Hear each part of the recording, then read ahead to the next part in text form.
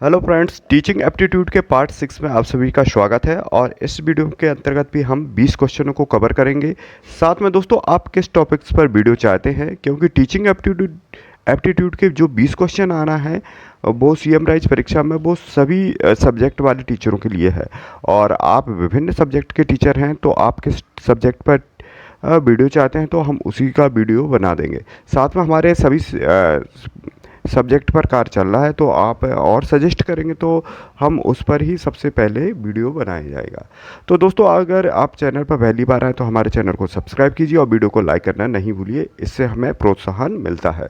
चलिए, जैसा कि पहला क्वेश्चन इसमें दिया गया है, शिक्षक को कक्षा शिक्षण के दौरान इस बात का पूरा ध्यान रखना चाहिए कि, तो ऑप्शन दिए हैं, छात्र प्रसन्नतापूर्वक पढ़े, पाठ पढ़ाने का कार्य पीरियड के समय में पूरा हो जाए, पाठ के उद्देश्यपूर्ण हो, कोई छात्र इधर उधर ध्यान ना दे। तो शिक्षण के दौरान इस बात का पूरा ध्यान रखना चाहिए। किस बात का रखना चाहिए? तो ध्यान पाठ के उद्देश्यपूर्ण पर होना चाहिए। तो इसका राइट आंसर है, एक शिक्षक का मुख्य कार्य यही है। नेक्स्ट, कक्षा शिक्षण के दौरान आप छात्रों से कैसे प्रश्न पूछेंगे? कक्षा शिक्षण के दौरान आप छात्रों से कैसे प्रश्न पूछेंगे? तो पहले पढ़ाएंगे पाठ से संबंधित जो उस समय पढ़ाया जा रहा है, बालक के पूर्ण ज्ञान से संबंधित। तो दोस्तों, इसमें सभी लग रहा है, तो इसका राइट आंसर उपरोक्त सभी। नेक्स्ट, बहरों के लिए शिक्षा व्यवस्था के क्षेत्र में किसका नाम उल्लेखनीय है? तो जिस प्रकार से ब्रेल लिपि ब्रेल द्वारा बनाई गई थी, जो कि अंधे बालकों के लिए थी, तो इसी प्रकार से बहरों के लिए कौन सा सबसे बेस्ट है? और इसमें हेलन केलर ने बहरे छात्रों के लिए जो संकेत के आधार पर सांकेतिक भाषा का पर ज्ञान दिया था। तो हेलन केलर। शिक्षक की कथनी और करनी में भेद नहीं होना चाहिए, यह कथन किसका है? तो ये किसने कथन दिया था, इसे देखते हैं। तो इसका राइट आंसर है महात्मा गांधी। बुनियादी शिक्षा या बेसिक शिक्षा पर इन्होंने विशेष जोर दिया था। नेक्स्ट है, अगला क्वेश्चन दिया है, एक प्रभावी संसूचक के रूप में आप सबसे पहले निम्न कदमों में से किस पर विचार करेंगे? तो संचार माध्यमों के चयन पर, मूल्यांकन प्रक्रिया की योजना पर, संचार के उद्देश्य निर्दिष्ट करना, इनमें से कोई नहीं। तो संचार के उद्देश्य निर्दिष्ट करना। अगला क्वेश्चन दोस्तों दिया है, कक्षा के भौतिक वातावरण को बेहतर बनाने के लिए निम्न में से किसे महत्व दिया जाना चाहिए? कक्षा के भौतिक वातावरण को बेहतर बनाने के लिए किस पर ध्यान दिया जाना चाहिए? वायु प्रदूषण पर नियंत्रण, ध्वनि प्रदूषण पर रोकथाम, उपरोक्त दोनों। तो दोस्तों, इसका सही आंसर है उपरोक्त दोनों, क्योंकि शांत वातावरण में अच्छा मन लगा करके बच्चे पढ़ते हैं। अगला दिया है, कारगर शिक्षण कुल मिलाकर किस का प्रकार है? अध्यापक की विद्वता, अध्यापक की ईमानदारी, अध्यापक व्यवसाय के प्रति रुचि, और ये सभी। तो ये सभी ही है। अच्छा दोस्तों, कारगर शिक्षण कुल मिलाकर के किसका प्रकार्य है? तो ये अध्यापन व्यवसाय के प्रति अध्यापक की रुचि का ही व्यवसाय है। नेक्स्ट दिया है, एक कॉलेज की अध्यापिका वास्तव में विद्यार्थियों की सहायता करती है यदि वह कक्षा के बालकों को नोट्स लिखवाती है, पाठ्यक्रम समय से पूर्व करवाती है, मूल्यांकन में निष्पक्षता रखती है, और विद्यार्थियों को प्रश्न पूछने के लिए प्रोत्साहित करती है। तो इसमें अध्यापिका वास्तव में विद्यार्थियों की सहायता करती है, तो विद्यार्थियों से प्रश्न पूछने में प्रोत्साहित करती है। ये इन सभी ऑप्शन में सबसे बेस्ट है। तो अगला क्वेश्चन दिया है, कक्षा नायक का चयन करते समय अध्यापक को किस बात को ध्यान में रखना चाहिए? तो छात्र की बौद्धिक क्षमता को ध्यान में रख करके बनाना चाहिए, छात्र की अनुशासन के प्रति निष्ठा को बनाना चाहिए, अन्य छात्रों की पसंद को ध्यान में रखकर, या छात्र की शैक्षिक उपलब्धि को ध्यान में रख करके बनाना चाहिए।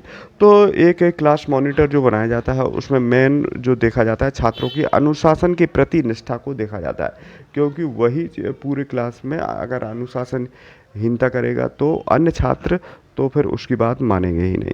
तो इसके अकॉर्डिंग सबसे बेस्ट जो ऑप्शन है वो छात्र की अनुशासन के प्रति निष्ठा होना चाहिए।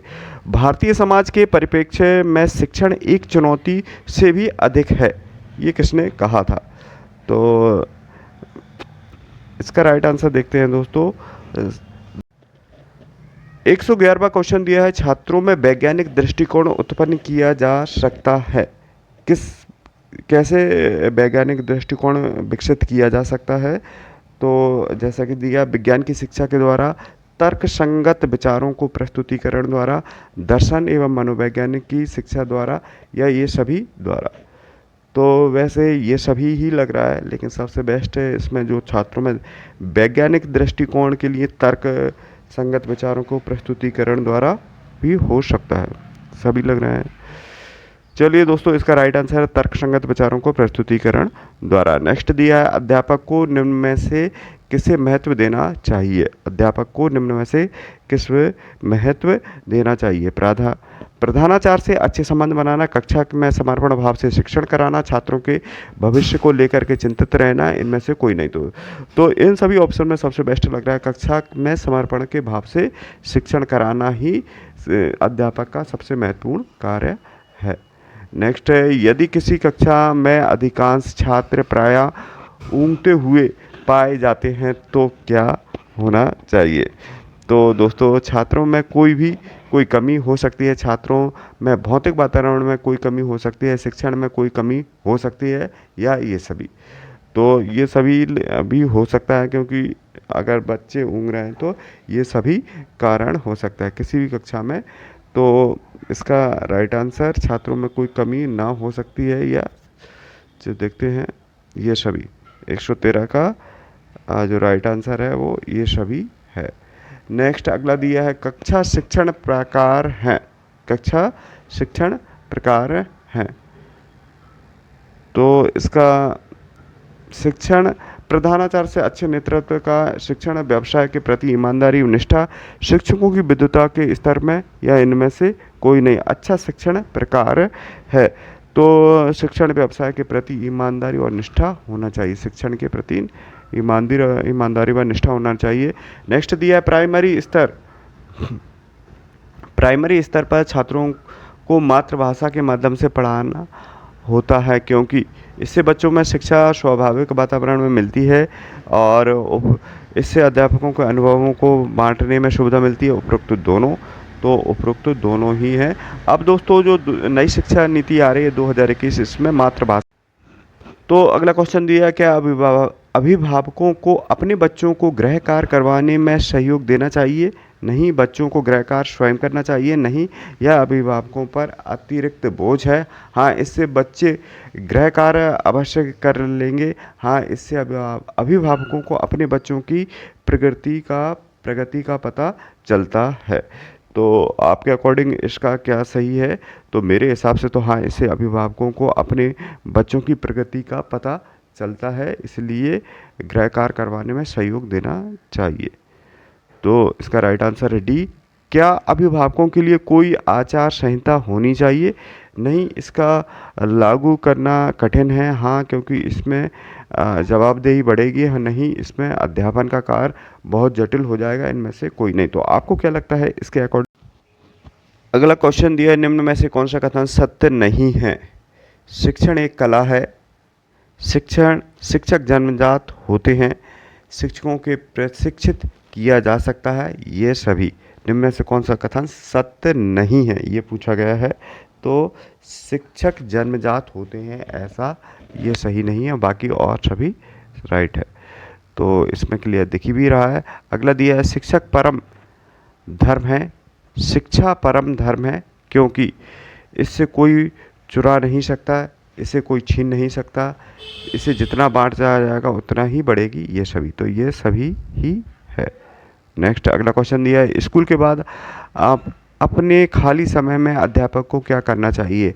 घर में काम में पत्नी का हाथ बटाना चाहिए, स्वयं अध्ययन के द्वारा अपना विकास करना चाहिए, दोस्तों के साथ मौज मस्ती करना चाहिए, ट्यूशन के द्वारा अपनी आय एवं ज्ञान को बढ़ाना चाहिए। तो दोस्तों, आपको इसका राइट आंसर क्या लगता है? आप कमेंट बॉक्स में ज़रूर लिखिएगा। और इसका जो राइट आंसर है दोस्तों, वो भी है कि स्वयं अध्ययन के द्वारा अपना विकास करना चाहिए। तो दोस्तों ऐसे ही वीडियो अधिक लंबा हो जाएगा, इसलिए हम इसमें भी 20 क्वेश्चनों को ही समाहित कर रहे हैं।